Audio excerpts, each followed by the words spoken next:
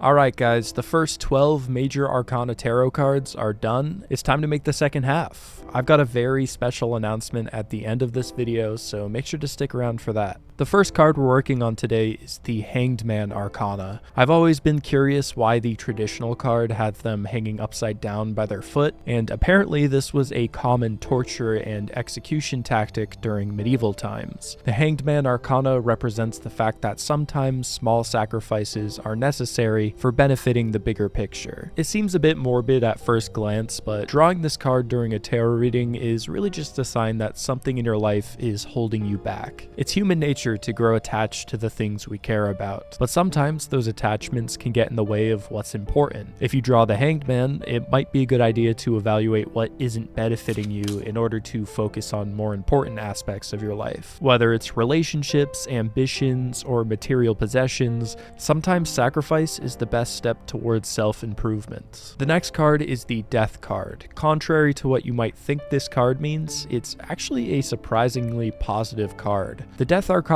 represents new beginnings. When one chapter ends, a new chapter begins. Everybody has regrets, but the most healthy way to use those regrets is by learning from them and taking those lessons into the next chapter of your life. Drawing this card represents the death of your past self and the birth of a new perspective. I think my favorite thing I've learned about tarot cards during this project is that none of them solely represent negative or positive outlooks. It's the way that you reflect them to your own life that gives them meaning. How you interpret the cards is something to think about in itself. Whether you see the Death card as a good sign or a bad sign, well, that's completely up to you. The next card is the Temperance Arcana. This card is all about patience and flexibility, as well as using moderation in every aspect of your life. Too much of anything isn't always a good thing. Drawing this card during a reading is a reminder to take things slow. Just because you're finding value in doing something doesn't mean you should do it all the time. I'll give you an example. I spent a lot of time making these cards because I really enjoy the process, and even though I do feel pressure to finish the whole deck as fast as possible and make videos of them, it's also important to take breaks and go outside once in a while. It's super easy for creative people to get lost in a project and even obsess over it, but obsession and overwork leads to burnout. So you really need to take a deep breath sometimes and enjoy the journey. The next tarot card we're designing is the Devil. The Devil Arcana represents powerlessness and restraint. Drawing this card during a reading is a sign that you might be backing yourself into a corner. You might feel like you're out of options or are stuck in a situation with no escape.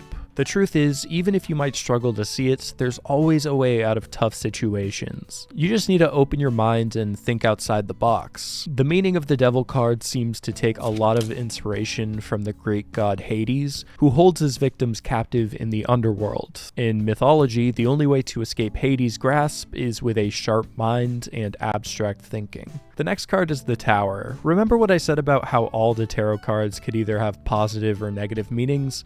Well, the Tower is kind of a weird exception. Drawing this card during a reading probably means that something important in your life is falling apart like a crumbling tower. This card is a sign of incoming change, whether you like it or not, and since it's a major arcana, the change is probably going to be a pretty big deal to you. Since this represents something out of your control, the best course of action is to let the tower fall. If you're looking on the bright side, a falling tower always has a chance to be rebuilt into something stronger, but you just gotta get through the tough times first. The next card is the Star Arcana, which is pretty much the opposite meaning of the Tower card. The star represents hope and healing. Those bad times you're going through, don't worry because you're now entering a new positive chapter in your life. The star also relates heavily to spirituality like the Hierophant card, in the same way that it's important to trust the universe is working in your favor. Here's a little update. I've been working on these cards on and off for about a month now, and I gotta say, going from knowing nothing about tarot cards to finding all of these interesting connections and meanings from the cards has been pretty eye-opening. You might already know that I went into this project pretty skeptical of the fortune-telling side of things, but I won't lie, it's hard not to relate these cards' meanings to your own problems, and I can totally see how they could be a viable option for finding some sort of guidance in your life. Sometimes finding the answer to your problems is about asking the right questions, and in my opinion,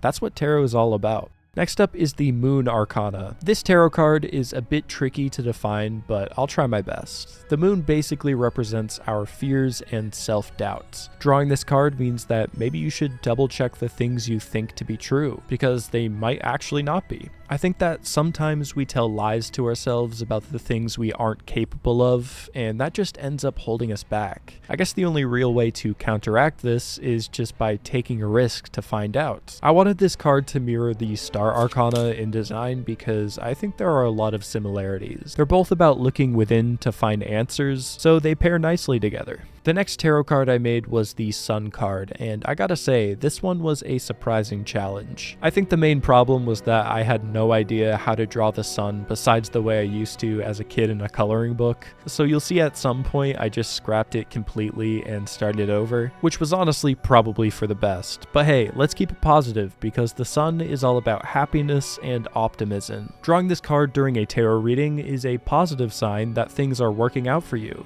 and you're moving in the right direction. You should take a minute to reflect on all the good things going for you, because they might not always be around. Enjoy the moment for what it is. The next tarot card I made was the Judgment card. The Judgment Arcana is similar to the Justice card in the way that it's centered around action and consequence, but this time, instead of needing to take action, judgment shows itself when the time for consequence is already here. It's too late to go back and change your past actions. The only thing left to do is either reap the benefits or face the punishment. A lot of the symbolism in the original Rider-Waite version of the cards relates to Christianity and specifically Saint Peter, one of the 12 apostles who was given the keys to heaven. I went for a much simpler design with a coffin, but I think it gets the message across. And the final major arcana card we have is the World card. This card represents fulfillment and completion, which honestly feels pretty fitting. Drawing the world during a tarot reading is a sign that you are exactly where you're meant to be. Every experience in life has led you to this moment, and regardless of good or bad,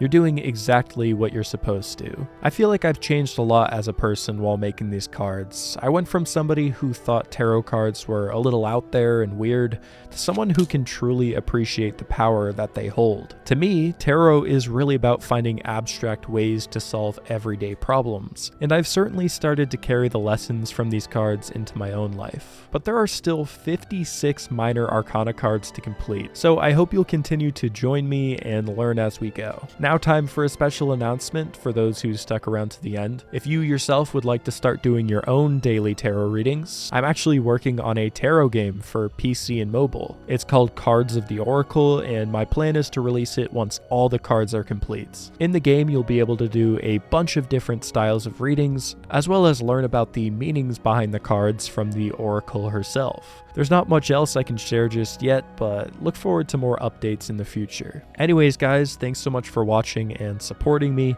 I really appreciate it. If you want to see more, make sure to leave a like on the video and subscribe to my channel. Hope you all have a great rest of your day, and I'll see you later.